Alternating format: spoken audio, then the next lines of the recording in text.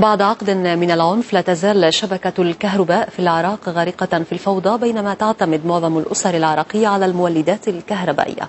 لكن هذه الصعوبات ألهمت أحد أبناء الشعب العراقي لابتكار أجهزة لشحن الهواتف المحمولة عن طريق النعال أو الشحاطة. تفاصيل الاختراع في سياق التقرير التالي. هذا الهاتف المحمول يعمل بنوع جديد من الطاقة، وهي طاقة الشحاطة، أو بالأحرى طاقة حركة القدم. العراق تعاني انقطاع التيار الكهربائي لمدة طويلة، وإمدادات الكهرباء من الشبكة الوطنية غالبا ما تختفي ل20 ساعة يوميا، والمولدات تعد مصدرا رئيسيا للطاقة في معظم المنازل العراقية، حيث التواصل عن طريق الهاتف من دون إمدادات كافية يمثل تحديا ملحوظا بالنسبة للعراقيين. لكن هذه الصعوبات ألهمت شابا عراقيا يدعى بهاء الحسناوي ليخترع شحاطة لشحن أجهزة الموبايل.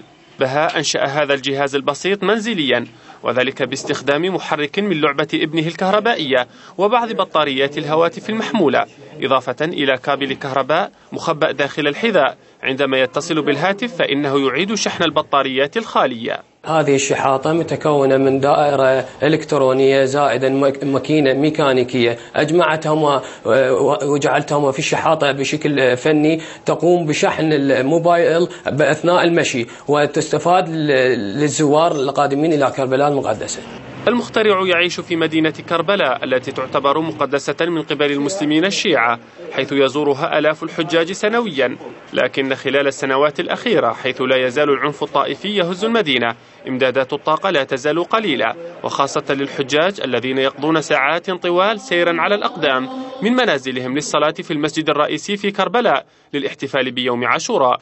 لكن الآن بمساعدة الابتكار الجديد لبهاء الحسناوي، هذه المسيرات الطويلة يمكن استخدامها لتوليد الطاقة في بلد يعاني من نقصها الملحوظ. ديانا كفوري، إبراهيم حسناوي، روسيا اليوم.